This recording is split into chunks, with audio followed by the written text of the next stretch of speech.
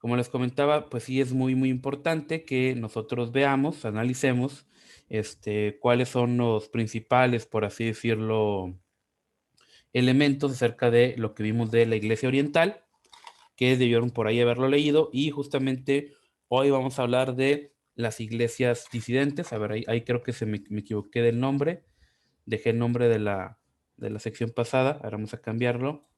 Son las iglesias disidentes, ¿ok? Y bueno, a ver, vamos a ver. Vamos a empezar con Areli. Aquí empieza por orden alfabético. Areli, después Brian, después Karina y después Perlita, ¿ok? Muy bien, Areli, empezamos contigo. Pues venía lo de, bueno, hablaste también de las diferentes denominaciones, lo que cree la Iglesia Apostólica, que fue en el último concilio, que cree en eso. Y pues lo que me llamó la atención,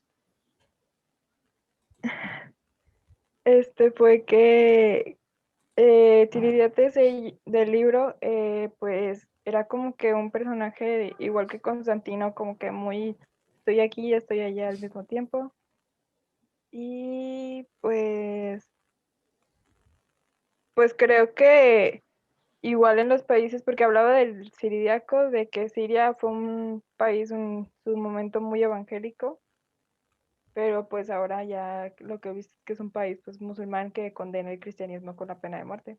Entonces ahí como que sí me quedo con la curiosidad de que en qué momento pasó ese cambio. ¿Y ya? Ok, muy bien. Bueno, Brian, dice que está haciendo un jale. Bueno, seremos optimistas y le creeremos. Continuamos con Karina. Sí, bueno. No, yo cada vez estoy batallando más para recordar todos los nombres que, aparte de que están bien raros, están bien feos y neta, no, o sea, están cañones. Pero me acuerdo de una de Filambra, no sé qué rollo y no, hombre, está bien raro y bien feo, o sea, no, no, te batallo mucho. Pero digo, digo, yo hago ahí más o menos, ¿verdad?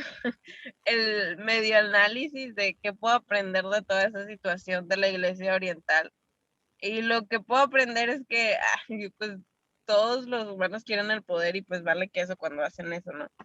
Creo que se estuvieron pelea y pelea y gana uno, gana el otro, es lo mismo, o sea, no siento que haya como que un bando bueno, por así decirlo. Siento que los dos querían el poder y no sirve de nada como a las personas que estaban ahí porque lo hacían por motivos incorrectos y no le voy a nadie. O sea, como que, no sé, siento que, pues sí, o sea, como que estar ensimismado en sí mismo y en el poder y en lo que yo creo y no escuchar como que otros puntos de vista, pues también se me hace mal, ¿no? Obviamente que hay que discutirlos, claro que sí, pero pues como lo hacían no era como para discutirlo ni nada, era más como para ver quién tiene la razón, quién es más inteligente, quién gana el poder, o sea, puros motivos que pues ni al caso, yo creo. Y después de escuchar como todas esas como, no sé si decirlo noticias, pero esos acontecimientos, no, acontecimientos un tanto como que con motivaciones incorrectas y como ver eso. Y bueno, aparte de las consecuencias que dejó toda esa situación, porque en la actualidad, pues mi papá es uno de ellos, muchas personas que escuchas como que los españoles o esas personas que solamente trajeron su mugre religión pedorra y pues eso es horrible que mi papá obviamente pues dice, Dios es otra cosa a la religión de ellos, ¿no? Pero muchas personas sé que piensan que ese es el Dios, o sea, que ese es Dios, y pues súper mal, ¿no? Entonces es como, sí me molesta, entonces, pero, pero pues sí, ¿no? Y bueno, después, como les decía, después de escuchar como que todo esto, que estas consecuencias y todas estas personas que solamente querían el poder y que no luchaban en sí por doctrina, era nada más como, bueno, al menos yo desde el punto de vista que yo lo veo, porque pues es historia y no puede estar como que, no sé, o sea, no es tan objetivo, pero al menos del punto de vista que yo lo veo, es como, ok, nada más querían pelear por pelear y ver quién tenía el poder, más que otra cosa. Entonces, aunque fuera porque estuvieran peleando por doctrina o por lo que fuera, no sentía que como que lo estaban haciendo de corazón, como llama la Biblia, sino simplemente por hacerlo. Y bueno, después de escuchar todo esto de la iglesia, pues en las páginas que encargaste del libro, del otro, ay, es que me confundo mucho porque estaban los montanistas, los monoteístas y estos eran los monzonistas. Ay, no sé. Monofisitas, los Ah, monofisitas y los mon- nestorianos. sí, ándale, no, monofesitas y nestorianos. Fue como que algo muy cálido o refrescante, por llamarlo de alguna forma, como que escuchar que, aunque no sé bien, la verdad, en lo que creían, fue como que un poco cálido escuchar que no lo hacían como que, bueno, al menos no sé, pero en el libro lo narraban como que no no lo hacían de maldad, o sea, realmente querían que los demás conocieran la Biblia y se tomaron el tiempo de traducir la Biblia, que el trabajo de traducción no es nada fácil y hacerlo pues quiere decir que les interesa, no sé, o sea, al menos yo lo vi y que, o sea, como que todo lo que sufrieron los monofesistas, algo espero decirlo bien, pero ellos fue muy como muy triste y lamentable, pero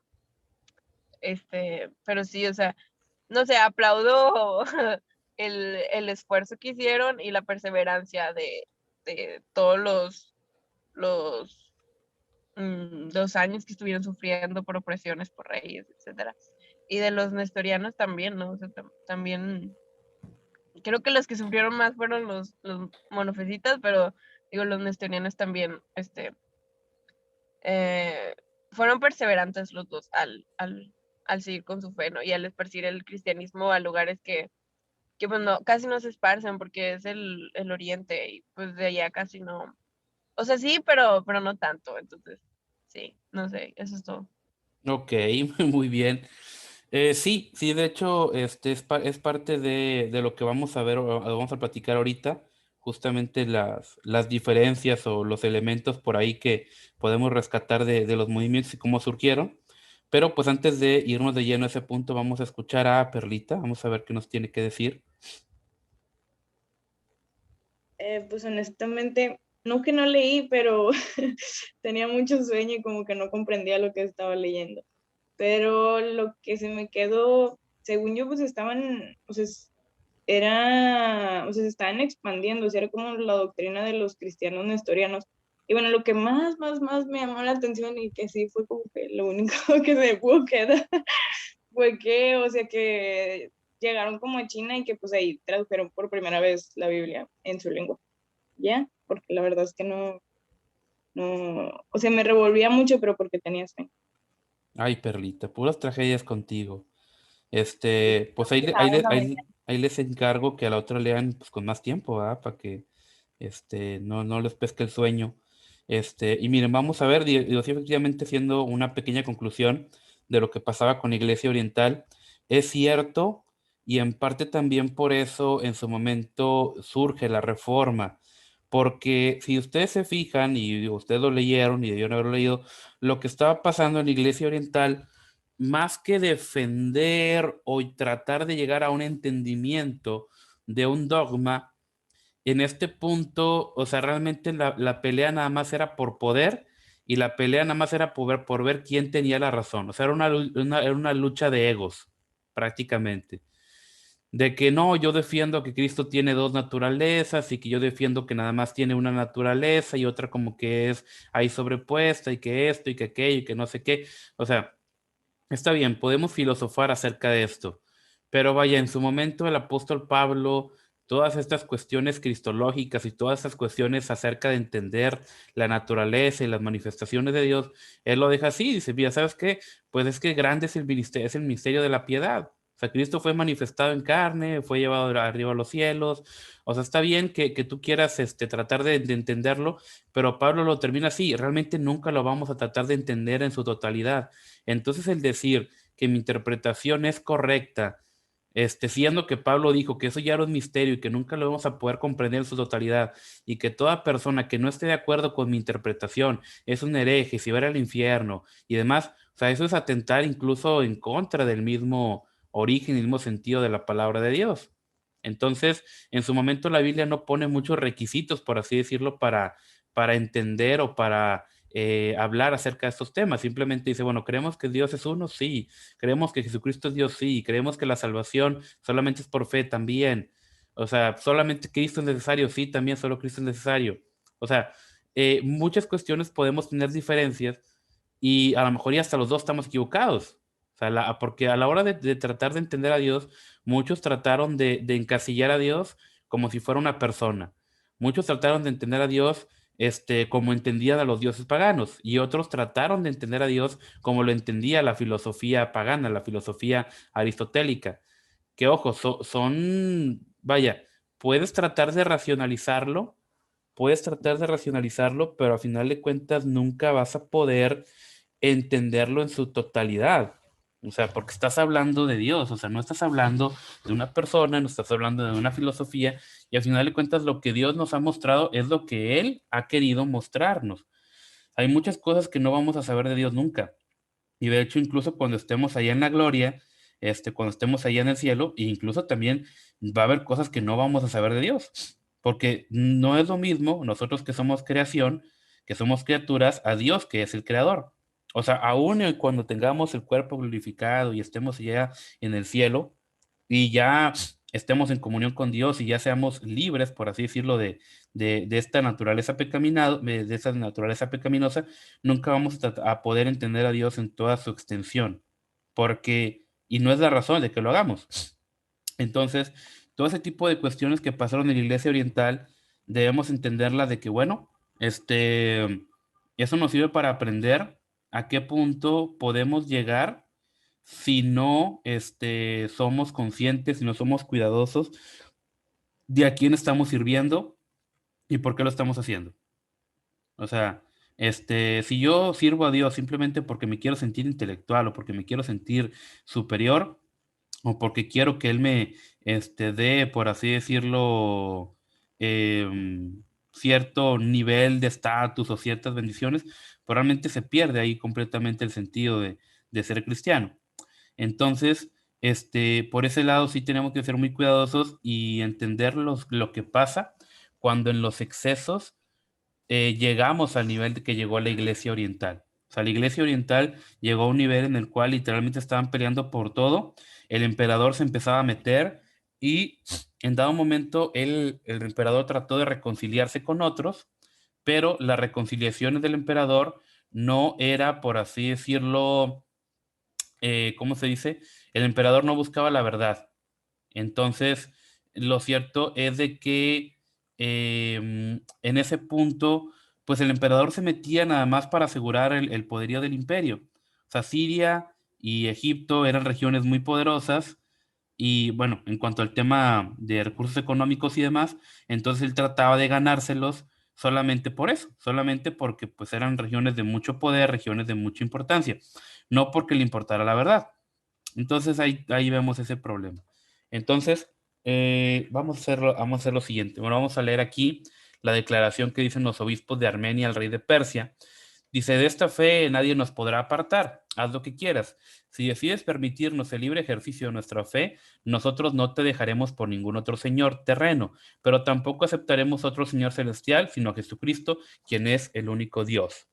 Y bueno, esto es lo que le comentan los obispos de Armenia al rey de Persia en su momento.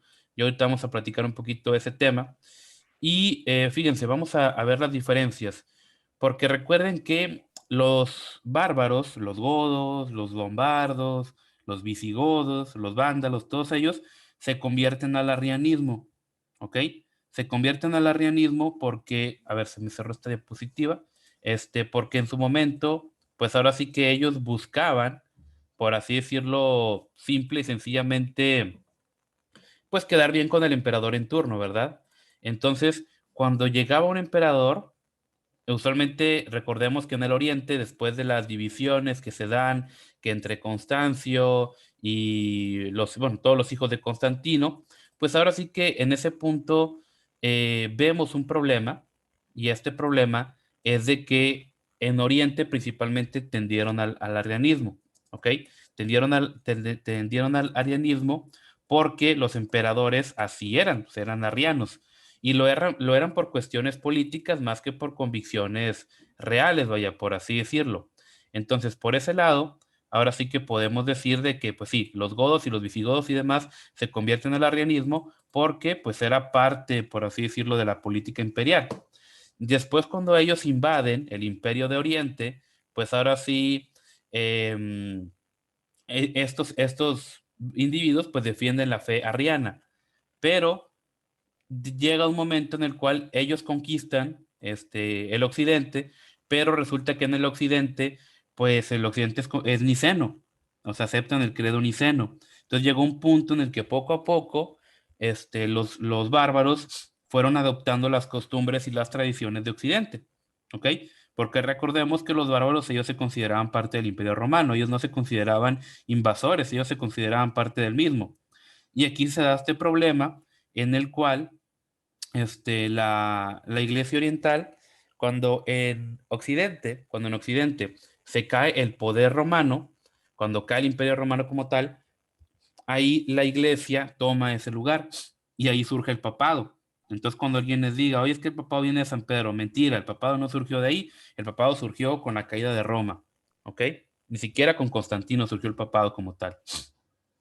Y entonces el imperio se desmorona y la iglesia toma ese poder político que, por así decirlo, se había perdido. Y la iglesia lo toma, la iglesia, por así decirlo, toma ese lugar y empieza a administrar tanto los temas religiosos como los temas políticos. Y en ese periodo de tiempo es cuando se desencadena todas estas leyendas y tradiciones de que se apareció el santo y de que san esto y que san aquello. ¿Por qué? Porque la gente era muy ignorante. La gente era muy ignorante y en su momento, pues ahora sí que en lo que fue Gregorio los dejó ser. Gregorio por andar administrando cuestiones políticas, pues ahora sí que dejó que la gente creyera lo que quisiera. Y ahí es donde se desencadenaron todo ese tipo de leyendas y de que se apareció esto y que las reliquias de este y de aquel, ¿verdad? Y pues en ese punto Occidente se vuelve cada vez más idólatra, más fanático. De hecho, después lo platicaremos, pero pues en la Edad Media era muy común de que bañarse con agua caliente decían que era pecado, porque decían que si te bañabas con agua caliente se te abrían los poros y se te podían meter demonios. O sea, tú te dices, oye, o sea, esto es en serio, sí es en serio, o sea, pasaba en la Edad Media. En la Iglesia Oriental no pasaron estas cosas, en parte porque la mayoría de los creyentes de Oriente, pues venían de una tradición un poco más moderada, o sea, venían influenciadas, por así decirlo, por, em, pues ahora sí que por el cristianismo, pues un poquito más primitivo, vaya, por así decirlo. En este punto recordemos que el cristianismo en Oriente se da de una manera pues más, ¿cómo llamarlo? Se da de una manera mucho más eficiente, se da por conversión, mientras que en Occidente el cristianismo se da por razones políticas, no se da por una conversión genuina, ya hablamos de Constantino. Entonces, en este punto también vamos a recalcar de que en Oriente se empiezan a dar otro tipo de cuestiones, porque Oriente se empieza ¿cómo se dice? En Oriente se empieza a dar que el poder civil, el poder del emperador, es el que está por encima de la iglesia. Mientras que en Occidente, como desaparece el poder civil, el poder político, la iglesia toma ese poder y lo agarra para sí y lo administra. ¿Ok? Si me preguntan, los dos estuvieron mal. O sea, la iglesia debe permanecer aparte. Y por eso en Occidente se peleaban por llegar al papado, porque el poder político, digo, el poder religioso representaba poder político. Y en Oriente se peleaban por estar bien con el emperador, porque estar con el poder político era poder religioso. O sea, tanto uno como otro desencadenaron muchos problemas. Por eso en su momento, cuando llega la reforma, empiezan a darse ese tipo de cuestiones, empiezan a darse ese tipo de problemáticas, vaya. Y en su momento Lutero, y esto yo también lo veo mal, en su momento Lutero sí dice, no, está bien que la iglesia esté sometida al poder político, como en su momento sí lo hacía, sí pasó en la iglesia oriental. Y en muchas iglesias dijeron, ¿sabes qué? No, debe haber separación.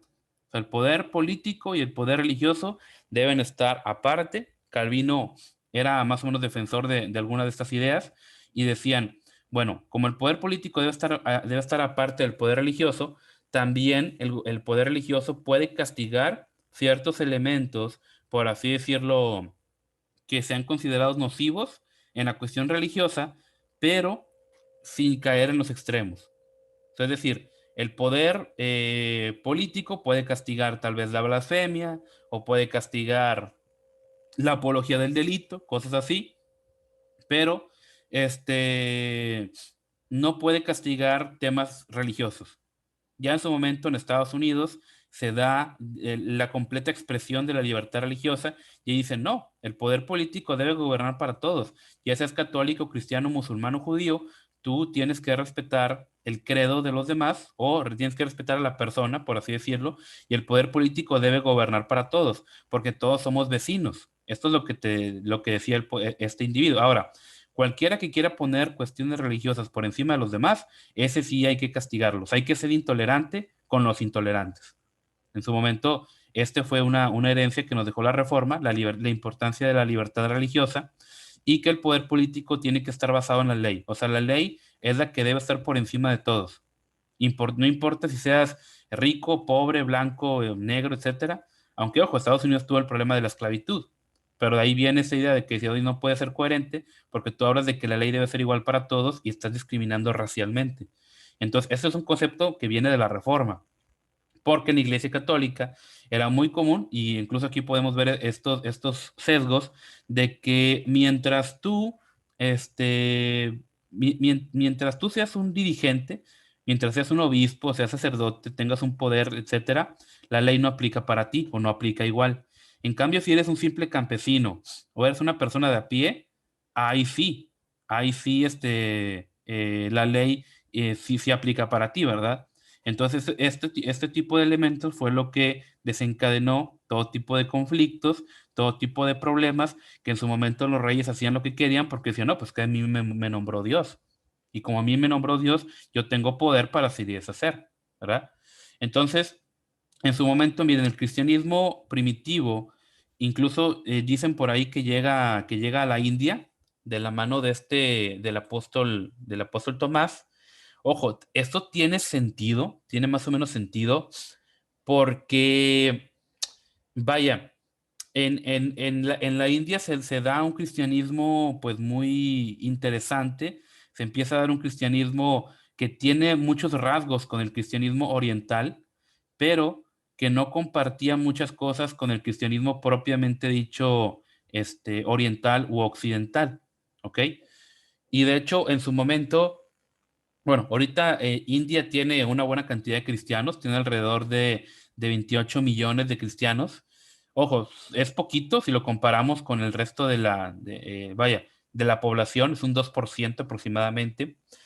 La tradición dice que Tomás fundó el cristianismo en el año 52 después de Cristo y que Tomás murió en el 72, concretamente en la ciudad de Milapore, que ahorita se llama Chennai.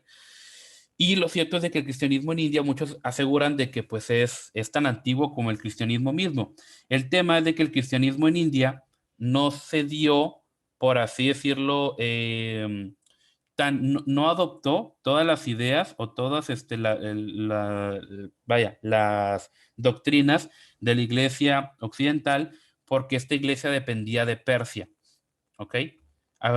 Dependía de Persia, y realmente los cristianos, como estaban en su momento, fíjense, los cristianos tuvieron aproximadamente 400 años luchando literalmente por sobrevivir en el Imperio Romano. Realmente muchos no tenían pues ni el poder, ni la fuerza, ni la capacidad económica o logística de poder, pues ahora sí que ayudar a los hermanos de la India. Entonces, el cristianismo de la India se desarrolló casi que aparte. Ojo, En su momento, empieza a haber muchos problemas porque los cristianos hindúes poco a poco empiezan a mezclar elementos, ¿cómo se dice? Empezaban a mezclar elementos, pues sí, hindúes a el culto cristiano, ¿verdad? Entonces, este tipo de cuestiones, pues ahora sí que en su momento desencadenaron algunos problemas. Ya llegó un punto, ya aproximadamente en estos años, los cristianos de la India se empiezan a pelear o empiezan a marcar su división con el resto del cristianismo porque ellos no aceptan la cristología del concilio de Éfeso. Entonces, en su momento, en el año 651, se derrumba el imperio sasánida y pues ahora sí que, bueno, el imperio sasánida era el que estaba en aquellas regiones de Persia y en este momento la India empieza a depender más de la iglesia de Asiria. ¿Ok? Ojo, no confundan a Siria con, con Siria. O sea, Asiria es la región del Mediterráneo, digo, pero la región del Éufrates, del Tigris, y lo que vendría siendo Siria, ya es la región de Siria propiamente dicha, de la región de Palestina, bueno, del norte de Palestina. ¿Ok? Y lo cierto es de que ahí se lo llevaron en la India hasta que en el año 1498, o sea, casi 1000 años después, en la India llega lo que vendría siendo pues vamos a llamarlo así, un aventurero, que fue Francisco Javier, en el año, digo, perdón, Vasco de Gama, y después otro individuo llamado Francisco Javier, o San Francisco, como lo conocen los católicos, empieza como que a interactuar con esa comunidad cristiana y ellos a su vez aceptan el catolicismo en el año de 1542. También se pone la Inquisición en la India. Y ojo, en su momento el cristianismo en la India tuvo ciertos problemas porque, no sé si lo sabían, pero en la India son muy supremacistas. O sea, uno dirá, no, es que el supremacismo viene de los europeos, malvados blancos opresores. No, en la India sí había mucha opresión de que había castas que se consideraban las castas superiores y había castas que se consideraban las castas inferiores. Entonces, la casta inferior era dominada por la casta superior, casi, casi que al nivel ¿cómo se dice? Casi, casi que al nivel de la esclavitud. De hecho, todavía muchas de esas cosas pasan en India, ¿eh? O sea, hay muchos problemas todavía en la India por ese tipo de cuestiones. Entonces, llega un punto en el cual la Iglesia Católica acepta esta jerarquización y dice, no, está bien, y es cristiano, es correcto, que haya castas superiores y castas inferiores. Y ojo, pues es un momento en la India, pues muchos que estaban ya cansados de toda esta opresión y de todos estos problemas, pues sí como que vieron con malos ojos la decisión de la Iglesia Católica, ¿verdad? Que en su momento, cuando llega el protestantismo a la India, en ese momento, pues ahora sí que el protestantismo dice no, o sea, no debe haber castas superiores ni castas inferiores, todos somos iguales. Es lo que promulgaba la reforma, todos somos iguales, no hay rangos superiores, vaya. Entonces, en su momento ahorita, en la India, digo, por cuestión histórica, hay casi 17 millones de católicos y hay aproximadamente 10 millones de cristianos evangélicos. Entonces, y ojo, también hay ortodoxos más tipo orientales, que son aproximadamente 2 millones. Entonces, en sí, en la India, el cristianismo es muy antiguo, pero pues efectivamente no perduró o no permeó tan bien como sí lo hizo en otros lugares. En parte porque no tenían una organización tan, vamos a llamarlo así, tan eficiente y porque se enfrentaron a otros problemas.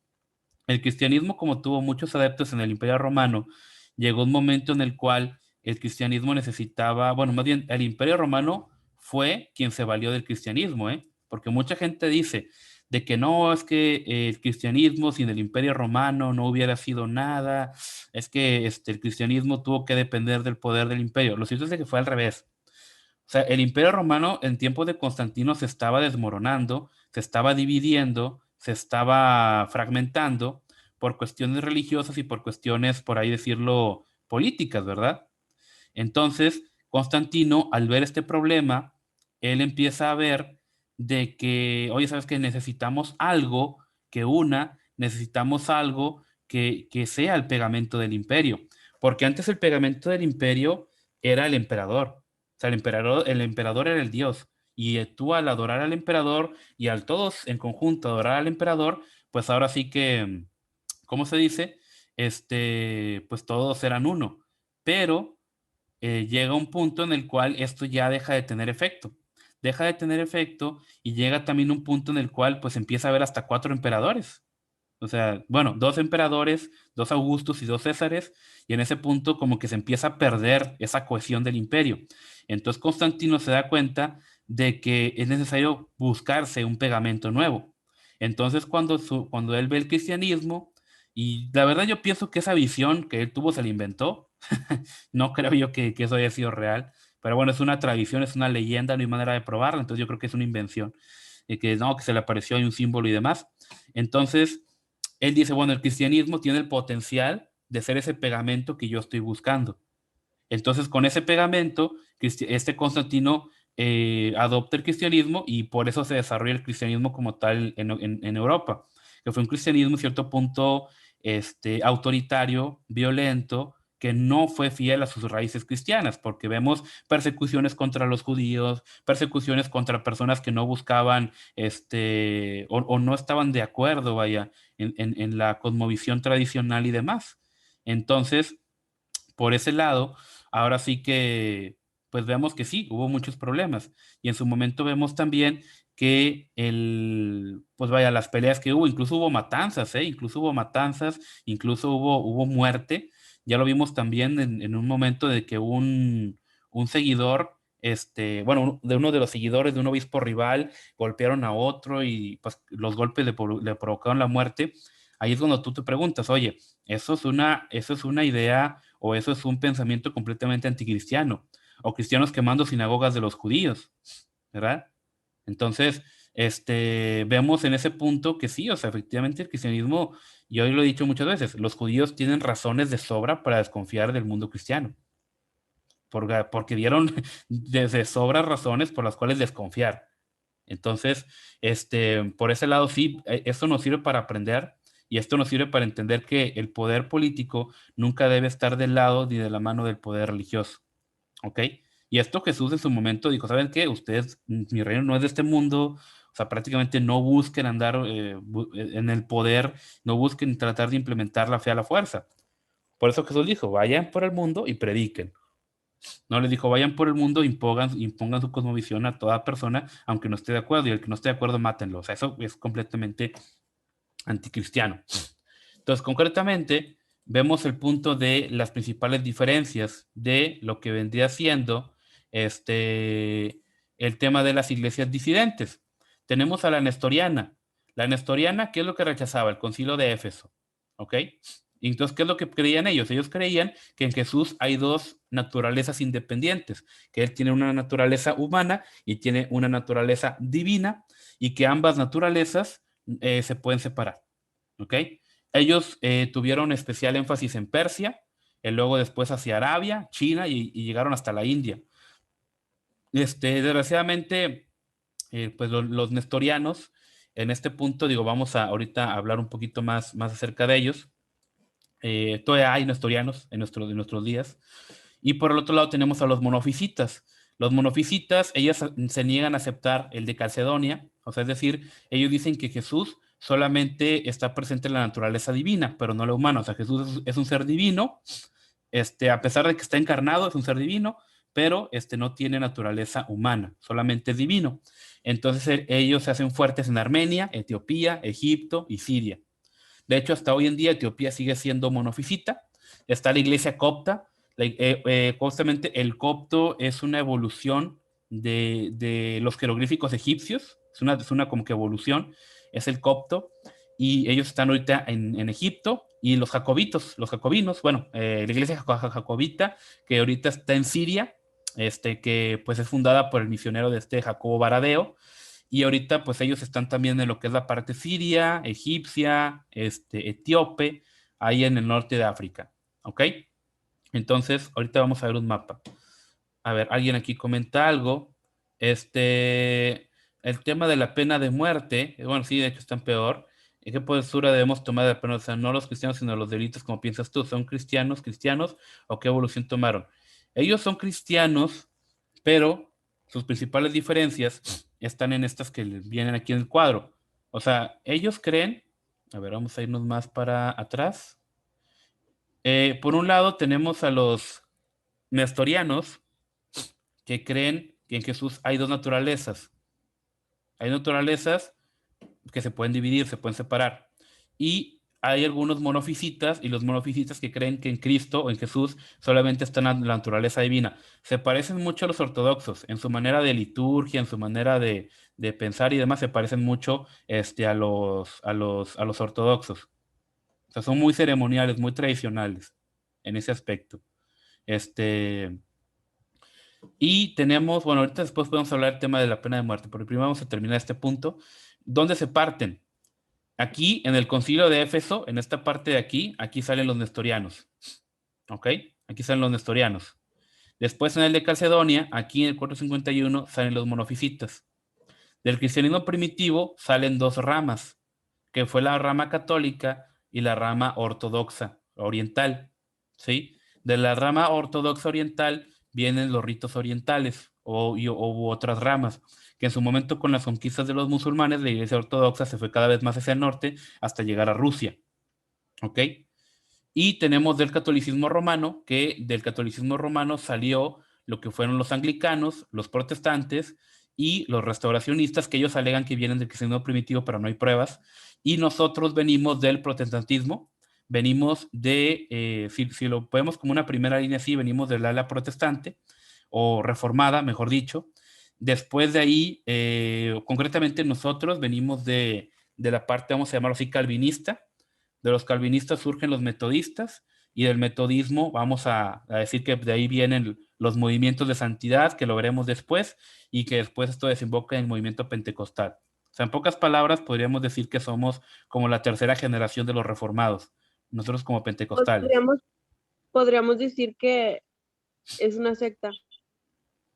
No necesariamente una secta, sino vamos a llamarlo pues diferentes ramas del cristianismo, porque te digo, cada parte alega que los otros son herejes, por así decirlo. O sea, los nestorianos en su momento dijeron que todos estos eran herejes, y los monofisitas que todos estos eran herejes, y así.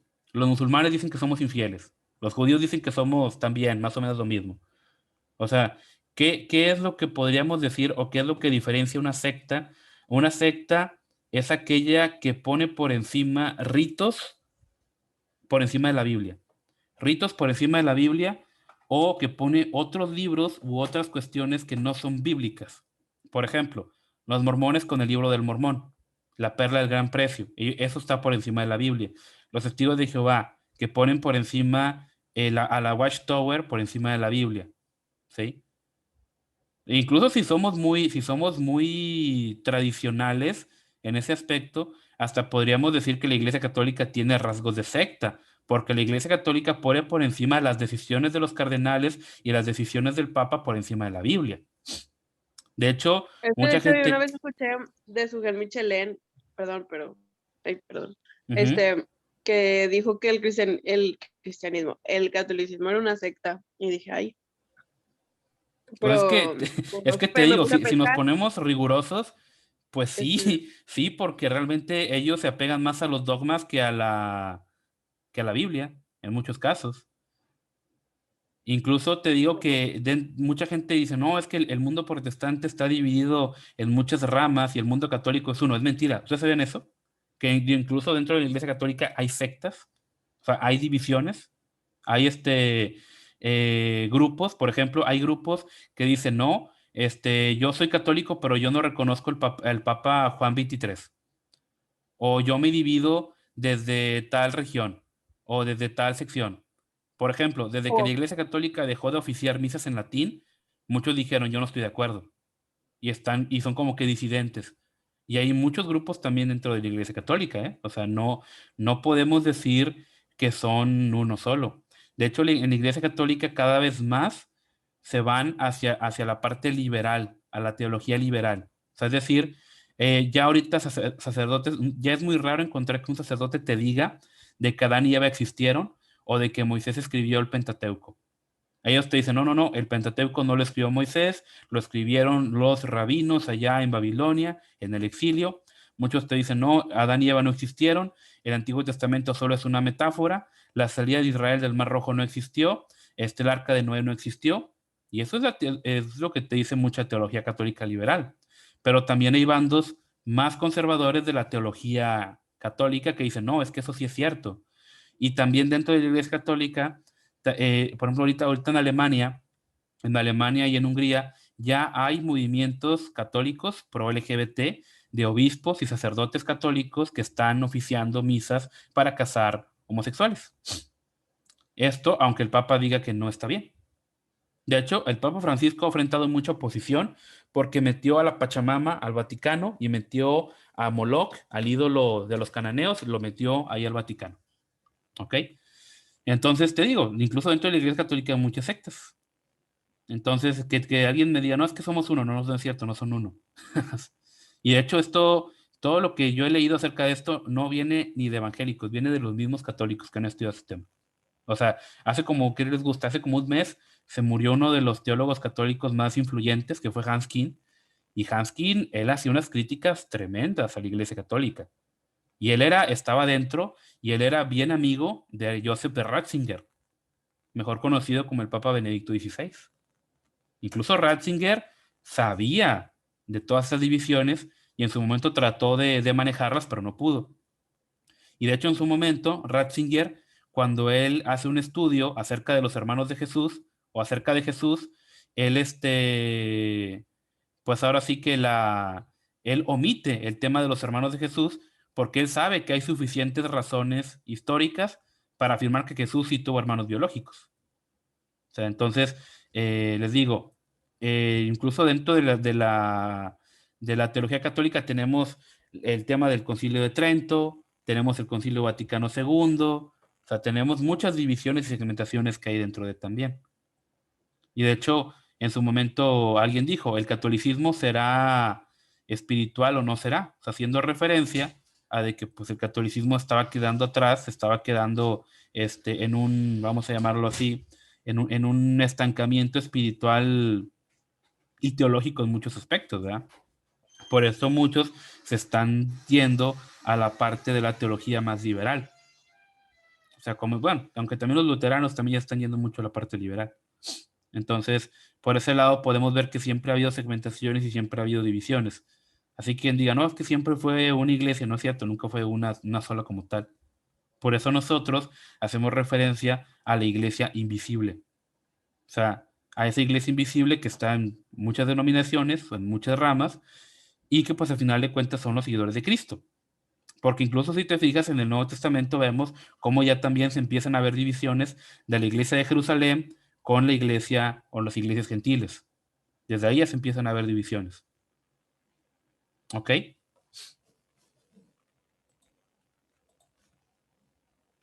Sí. Muy bien. Entonces, bueno, es lo que les comento, así fue como se fueron decidiendo. Vamos a ver Nada rápido el más falta el de cristianismo. Daniela. La pregunta de Daniela. ¿Qué preguntó Daniela? En el chat dijo, ¿qué postura debemos, puso, ¿qué postura debemos tomar en la pena de muerte? O sea, no a los cristianos, sino a los delitos. ¿Qué piensas tú? Los delitos como tal. Miren, aquí hay varias posturas y realmente no es de que digamos de que una postura es la correcta y es infalible y es ¿cómo se dice? Y es lo correcto y es lo ideal. Por ejemplo, yo creo que efectivamente sí debe de haber pena de muerte para aquellas personas que ya por sus delitos y por y porque son realmente una amenaza para la sociedad en cuestión de que ya son asesinos en serie, de que son personas completamente perturbadas y personas que realmente son una amenaza para la sociedad en sí y que el dejarlos en la cárcel simplemente va a suponer una carga, por así decirlo, para nuestros impuestos y que a final de cuentas, incluso en la cárcel, pueden valerse de otros medios para seguir cometiendo fechorías. No para la persona que por accidente mató a alguien, o no la persona para que por error o por un coraje cometió pues algún acto violento, pero sí para aquellos que realmente ya son una amenaza para la sociedad misma en la cuestión ya de terrorismo, narcotráfico y demás? Yo creo que sí, efectivamente. Hay posturas que dicen que no, que uno como cristiano tiene que ser misericordioso y respetar, por así decirlo, toda vida humana, pero realmente en su momento Estados Unidos tomó la decisión, o muchos estados tomaron la decisión de aprobar la pena de muerte basándose en la Biblia, que Dios en muchas ocasiones sí da un castigo en cuanto a la vida, obviamente no por cuestiones religiosas, sino por cuestiones de que ya realmente cometiste actos tan barbáricos, tan aberrantes, que realmente ya no hay ninguna manera en la cual pues tú puedas encontrar un lugar en este mundo. Aunque, Se ojo, le dio te el puedes caso de la arrepentir Biblia al fin. de ¿Cómo, Jael, cómo? ¿no? Se dio el ¿Cómo, caso, cómo? en la Biblia se dio el caso de Jael que ahí fue por decreto de Dios que tuvo que matarlo. Pues más bien Dios no le dijo que lo Bueno, matara, pero no ella sabía directamente, que era lo que pero sí tenía que era hacer. parte de, ajá, sí, sí estaba como que, o sea, la Biblia pues la ve como una heroína por lo que hizo. Ah, sí, no, y nosotros también. O por ejemplo, nosotros vemos a David también como un héroe, y también David mató mucha gente. A Josué también. Incluso la Biblia dice que en una ocasión un sacerdote, Fines, cuando vio que el pueblo estaba pecando y vio que un hombre se llevó a una mujer pagana a su casa, enfrente de todos, lo que hizo Fines fue que tomó una lanza, se metió a la casa de este hombre y los mató a los dos. Y por este acto que hizo este sacerdote, Dios tuvo misericordia con Israel porque dijo, ¿sabes qué? Este sacerdote pues cumplió mis decretos. Yo ya les dije que no se estuvieran mezclando, este hombre se burló de mí y ese sacerdote tuvo celo de mí, por lo tanto, dice, yo juramento que a su casa nunca va a faltar un sacerdote. Y en su momento él fue alabado, el sacerdote Fines, por eso que él hizo. Ahora, esto no significa que uno como cristiano va a justificar o va a denigrar la vida humana. Sino que simplemente si va a llegar un punto en el cual una persona ya es demasiado dañina para la sociedad, que llega a un punto en el cual ya no se puede reintegrar. E incluso es un riesgo para cualquier persona que esté vamos a llamarlo así, círculo cercano. Y no solamente esto, sino que es más el riesgo que esa persona esté libre que el riesgo de que esa persona, o más bien del hecho de matarlo. Por ejemplo, tú sabes que este asesino en serie, si lo dejas libre, va a seguir matando gente. Entonces, tienes un problema ahí muy grande de que tú dices, sí, oye, es que hay que respetar la vida humana y por respetar la vida humana no lo mato, ¿sí? Pero por no matarlo, esa persona mata a 5 personas. Entonces ya pusiste la dignidad de 5 personas en riesgo por una vida, ¿sí? Entonces, como decían antiguamente, pues sí, te vamos a castigar, pero que Dios se apiade de tu alma. O sea que si tú te decides arrepentir en este momento, pues ahora sí que solamente Dios sabe y si tu arrepentimiento es genuino y a ver qué onda. Entonces yo creo que sí, efectivamente la pena de muerte es algo que debe de suceder. Yo creo que en México no estamos preparados para la pena de muerte hasta ahorita. Entonces, por el nivel, pues vaya, por el sistema de justicia tan nefasto que tenemos, yo estoy de acuerdo en eso, pero en otros países o en otras situaciones, pues ahora sí que yo creo que sí se podría dar. ¿Ok? Y bueno, vamos a continuar entonces. Vamos a ver, bueno, ya llevamos casi la hora, entonces vamos a ver el nestorianismo y lo que falta, se los voy a grabar.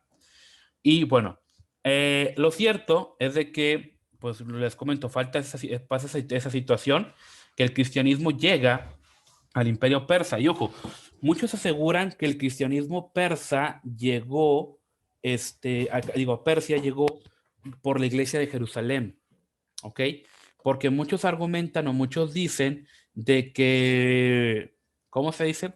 Muchos argumentan de que cuando la iglesia de Jerusalén fue expulsada de Jerusalén en su momento, llegó a Petra, la región que hoy sería Jordania, y se fue alejando cada vez más hasta que llegó a un punto en el cual muchos aseguran que sí, efectivamente, el cristianismo llegó a Persia de mano de la iglesia oriental, perdón, de mano de la iglesia de Jerusalén, lo cual le daría una legitimidad incluso mayor que las iglesias orientales, ¿verdad? Si alguno lo quiere ver de esa manera.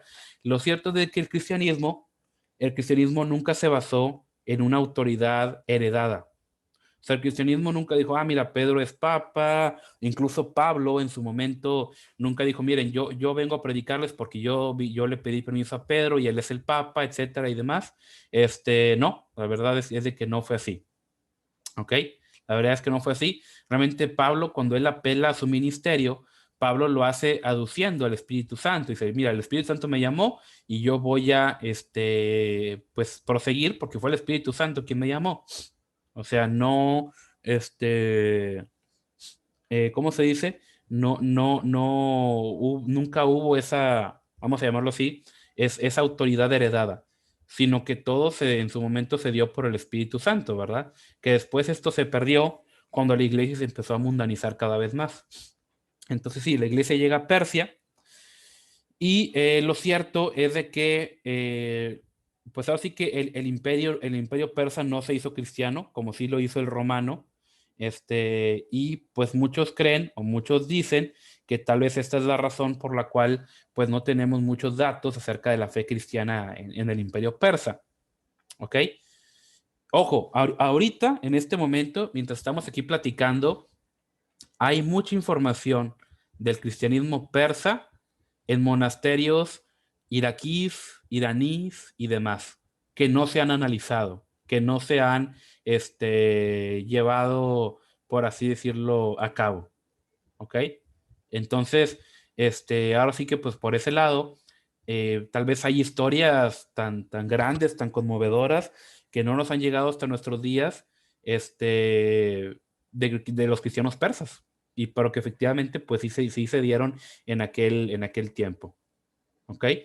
Entonces, también es cierto de que pues este cristianismo no utilizó el griego ni el latín, sino que utilizó el siriaco que es una variación, ¿ok? Que era una lengua, pues era una lengua de los viajeros, era una lengua que iba desde Siria hasta Persia, Antioquía y demás, ¿ok?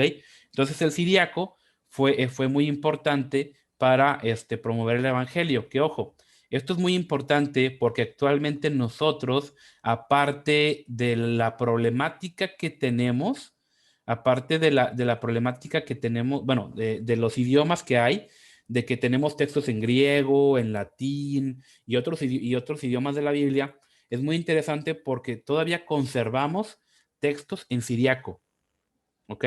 Tenemos fragmentos del Nuevo Testamento en siriaco que utilizaron esos cristianos persas. Entonces, podemos saber que los evangelios, que la Biblia nos ha llegado fielmente hasta nuestros días, porque si tú comparas los textos en siriaco con los textos en griego, los textos en latín y en su momento los textos en copto, podemos ver que son los mismos. ¿Hay variaciones? Sí hay variaciones porque los copistas no podían ser perfectos y porque a final de cuentas, al tú traducir de un idioma a otro, pues hay variaciones que no se pueden hacer. Por ejemplo, traduce, híjole, esto se puso color de hormiga al inglés. O sea, en el contexto español y en el contexto mexicano, para ser exactos, que se puso de color de hormiga es que se puso difícil la situación. Pero tú al inglés no lo puedes traducir así. Tienes que buscar un equivalente que transmita la idea. ¿Ok?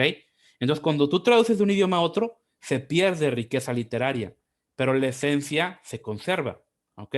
Entonces, cuando tú analizas los textos en griego, en siriaco, en latín, puedes ver que efectivamente hay correlación. ¿Ok? Entre uno y otro. Y lo cierto es de que muchos dicen, bueno, y esto es un hecho histórico, el rey de Edesa se convirtió al cristianismo, según en esa parte, ¿ok? En una región ahí de Persia, que el rey de Edesa se haya convertido, y ojo, esto es leyenda, según dicen que el rey Abgar IV había sostenido correspondencia con Jesús, ¿ok? Y supuestamente esta carta fue utilizada por mucho tiempo como un amuleto y lo cierto es de que casi toda la población de esta región de Edesa había sido cristiana a mediados del siglo IV, ¿ok? O sea, fíjense, antes de que Constantino hiciera oficial el cristianismo y el imperio se cristianizara, ya había una región en Edesa que todos eran cristianos. Por eso muchos dicen de que, oye, ¿sabes qué? Y no será posible de que es al revés, que los herejes sean los orientales y los occidentales y los buenos sean los nestorianos. Digo, son ideas, ¿verdad? Porque puedes ver que el cristianismo en Persia es tan antiguo como bueno, más antiguo que lo que fue en Roma en su momento, o casi tan antiguo, ¿verdad? Y se desarrolló sin tanto poder político, como sí lo hizo el cristianismo en su momento de la época de Constantino, ¿sí?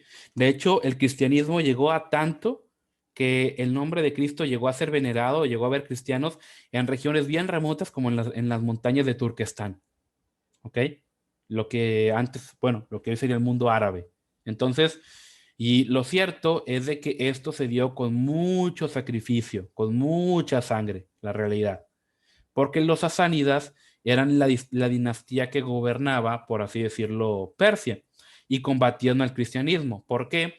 Porque decían, el imperio romano es cristiano, o hay mayor cristianismo en el imperio romano. Por lo tanto, si los cristianos vienen de Roma, entonces ellos son simpatizantes de los romanos y son espías, son agentes secretos de Roma. Por lo tanto, hay que matarlos. Ellos no los perseguían por cuestiones religiosas, sino los perseguían por cuestiones, vamos a llamarlo así, políticas, de que creían que todos ellos eran espías, que todos ellos eran una amenaza, por así decirlo, para la sociedad persa, ¿ok? Que les querían quitar el poder.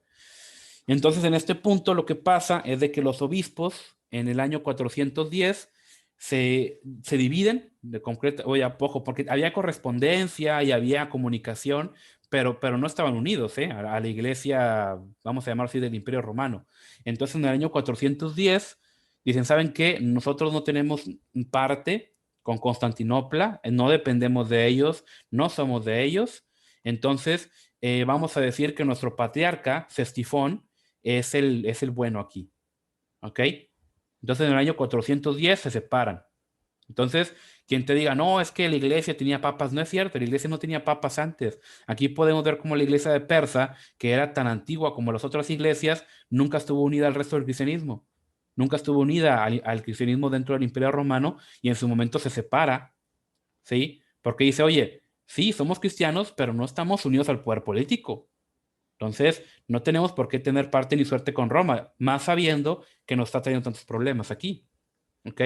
Entonces, cuando en el año 431 el concilio de Éfeso condena a Nestorio, pues ahora sí que muchos cristianos persas dijeron, ¿sabes qué? Ya esto es un alivio porque esto nos demuestra de que sí, efectivamente, la iglesia de Roma, la iglesia de Constantinopla y de Roma son herejes. ¿Sí? O sea, ya es un hecho que los cristianos desde allá son herejes porque condenaron a Nestorio y la idea de Nestorio de un Jesús que tiene dos naturalezas que se pueden dividir es la correcta. ¿Ok? Entonces es lo que pensaron muchos.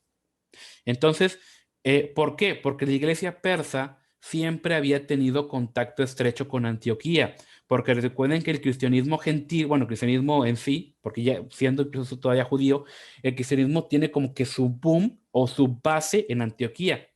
Entonces, como si se fijan, la iglesia de Persia tenía mucha relación con Antioquía. Esto da a entender que sí, que el cristianismo persa tenía orígenes muy antiguos, casi que primitivo, ¿verdad? Entonces, la cristología de los antioqueños era más parecida a la de los persas, ¿ok? Entonces, después de la condenación de Nestorio, muchos teólogos persas van y se refugian, pero muchos teólogos antioqueños van y se refugian en el mundo persa. ¿Ok? Entonces, de este modo, la iglesia de Persia rompe con el resto del cristianismo. Entonces, en este punto, el cristianismo persa llega al Asia Central, llega a la India, y en este punto es como la India, los cristianos de Tomás, hacen referencia o se ascriben a la iglesia nestoriana. ¿Ok? Después, cuando llegan los árabes, los nestorianos no se sometieron al régimen musulmán, sino que empezaron a hacer apologética en contra de los musulmanes. O sea, no violencia, no guerra, pero sí con literatura, mostrando la superioridad que tenía el cristianismo por encima del Islam. Es por eso que que las iglesias orientales, a pesar de que sí son dadas a tener imágenes, no las adoran o no las adoraron a nivel como sí lo hace la Iglesia Católica. Porque los musulmanes decían, a ver, ¿cómo tú me vas a decir que el cristianismo es superior cuando tú adoras ídolos? Ahí está. ¿Ok? Entonces, en ese momento, los cristianos orientales tuvieron que despegarse de la adoración o de la veneración de las imágenes. ¿Ok? O sea, ser más cuidadosos en ese lado. Porque los musulmanes decían, mira, los judíos de perdido, ellos ni fotos tienen, casi, casi, porque ellos no adoran imágenes. Ellos sí adoran ellos adoran al Dios verdadero. Entonces sí, porque ustedes los cristianos que según dicen que adoran al Dios verdadero y que compartimos profetas, porque ustedes sí adoran imágenes. Entonces, en ese punto, sí, la Iglesia Oriental tuvo que ser más cuidadosa. ¿Ok? Lo cierto es de que los apologistas nestorianos, desde mi punto de vista, fueron tan grandes como los apologistas latinos, porque defendieron la fe en contra del Islam, así como los latinos en contra del paganismo. Entonces los nestorianos empiezan a evangelizar, son muy buenos misioneros, incluso llegan a China. De hecho, el Jesús, fíjense, esta imagen que ven aquí, si lo pueden ver, aquí en esta parte, donde dice la Cristología antioqueña, esta es la imagen que los nestorianos proclamaban acerca de Jesús. Si se fijan, es una imagen de un Jesús oriental, tipo chino, ¿ok? O sea, se fijan a qué grado llegaron los evangelistas nestorianos, a tal grado que a los chinos les presentaron una imagen de un Jesús muy oriental. Digo, no digo que eso esté bien, simplemente es un hecho histórico y me parece interesante a qué punto llegaron, ¿verdad? Lo cierto es de que los nestorianos fueron los que más sufrieron, ¿sí? Porque los musulmanes se empezaron a poner cada vez más violentos y en China, pues ahora sí que llega un punto en el cual el cambio de dinastías, las revoluciones internas en China los destruyeron casi por completo, ¿ok? En la India también, en la India quedan muy poquitos nestorianos. Ahorita hay núcleos nestorianos en Irak, en Irán y en Siria, pero como sabrán, pues muchos de ellos fueron masacrados por los musulmanes, por los extremistas árabes y demás, y pues ahora sí que esto pues generó mucho, mucho problema. ¿Ok? Y hoy en día hay muchas ramas de nestorianos en Norteamérica, en Estados Unidos, que emigraron del Oriente hacia los Estados Unidos. Pues repito, el cristianismo llegó a China, casi llega a Corea, gracias a los nestorianos. O sea, fíjense, y esto es algo que tenemos que ver desde el punto de vista histórico y ser muy coherentes. Mientras la Iglesia Oriental se estaba peleando es que la definición de naturaleza y es que si le ponemos una adoración a las imágenes o solo las veneramos o las quitamos, o es de que el Papa quiere poder, o es de que el emperador quiere esto y que vamos a pelearnos por esto. Mientras las iglesias latina y oriental se estaban peleando por poder político y religioso, los nestorianos estaban evangelizando. O sea, y podemos criticarle muchas cosas a los nestorianos. Incluso nosotros no somos nestorianos, nuestra cristología es ortodoxa, según el concilio de Éfeso. Pero hay que reconocer esto, que los nestorianos sí tuvieron ese valor de ir a evangelizar a regiones que nunca antes habían llegado antes del cristianismo. Y lograron muy bueno, incluso hasta en el Tíbet lograron evangelizar los nestorianos. ¿Ok? Entonces, por ese lado, les digo de que es algo que tenemos que analizar, de que en vez de pelearnos a veces por cuestiones pues tontas, realmente Cristo nos mandó a evangelizar. Y hay gente que no, es que los nestorianos eran herejes, sí, pero no sabemos cuánta de esa gente que aceptó a Cristo ahorita está en el cielo.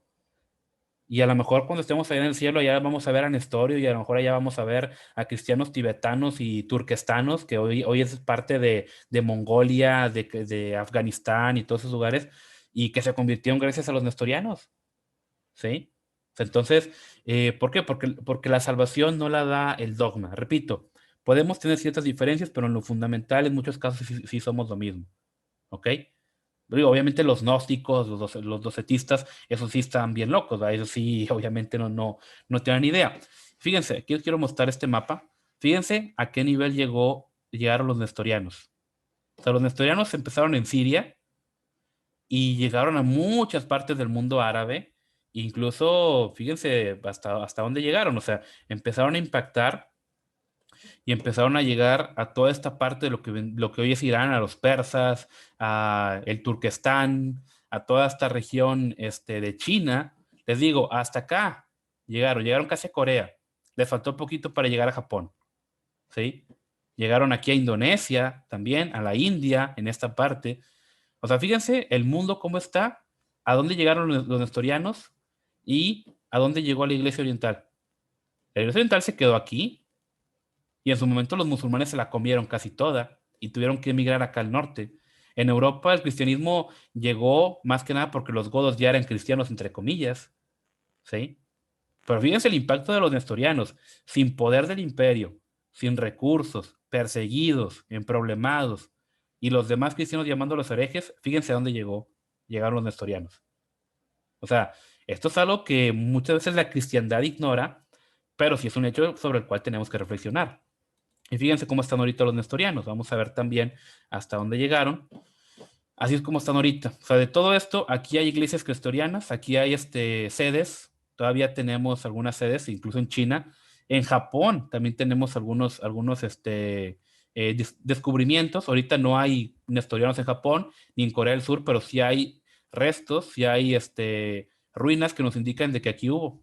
Y aquí todavía hay foquitos de los nestorianos. ¿Sí? Entonces, o sea, les digo, llegaron muy lejos, fueron muy perseguidos, pero realmente impactaron bien. O sea, impactaron en su momento al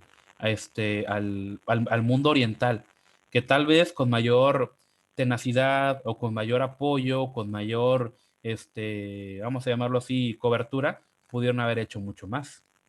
¿Ok? Y ojo, ellos no llegaron como los españoles, de que llegaron, tomaron el poder político y convirtieron a la gente casi casi que a la fuerza. Ellos sí fue una evangelización de abajo hacia arriba. O sea, ellos sí la sufrieron, por así decirlo. ¿Ok? Y pues bueno, vamos a terminar hasta aquí, en este punto.